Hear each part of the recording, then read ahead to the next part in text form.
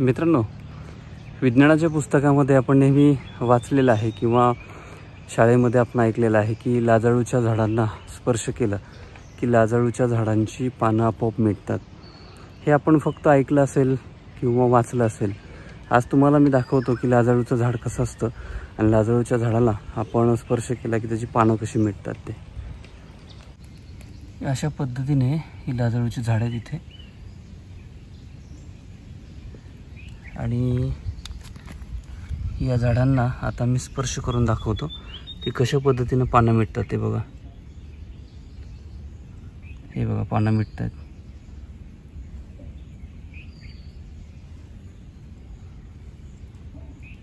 हे बघा, ज्याला टच करतो ना ते पानं मिटतात। मिटली पानं।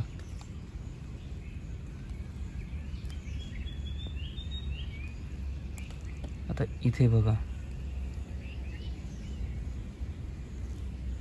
इथे बघा, आता आपोआप पानं मिटतात। आता हे बघा,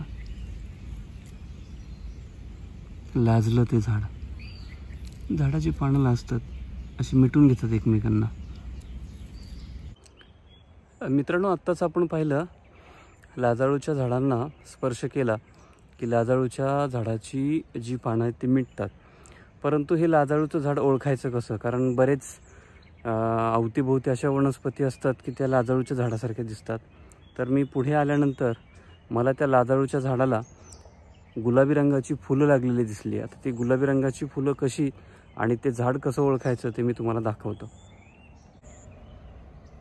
जंगल परिसरात बऱ्याच अशा वनस्पती असतात, त्याच्यामधून लाजाळूचं झाड ओळखणं तर थोडंसं कठीण जातं, कारण बऱ्याच झाडांची पानं ही लाजाळूच्या झाडाच्या पानासारखी असतात। परंतु याच जंगल परिसरामध्ये आपल्याला गुलाबी अशी रंगाची फुलं म्हणजे एखाद्या चेंडूसारखी अशा पद्धतीने दिसली की असं समजायचं की ते लाजाळूचं झाड आहे। आणि मग त्याला स्पर्श करून बघा, पानं मिटायला लागली बघा। हे बघा इथे आता हळूहळू हळूहळू ते पानं मिटत आहेत। हे बघा, ते मिटलं पूर्ण। हे बघा आता इथे, आणि ही अशा पद्धतीची जी वेली आहे, हे बघा मिटलं पान ते। हे बघा, हे मिटायला लागले, मिटले मिटले मिटले। अशा पद्धतीची जी वेली आहेत ते ही बघा, ही वेली अशी पसरलेली आहे। या बाजूला सुद्धा आहे गुलाबी रंगाचं हे फूल। या गुलाबी रंगाच्या फुलावरून समजून घ्यायचं आणि हात लावला की अशी पानं मिटली पाहिजेत।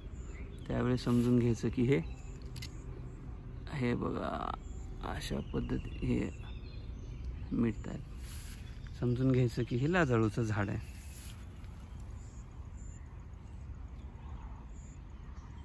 लाजायला लागली पानं त्याची। आहा, इथे पुढे आल्यानंतर इथे सुद्धा एक फूल आहे। हे बघा, हे फूल आहे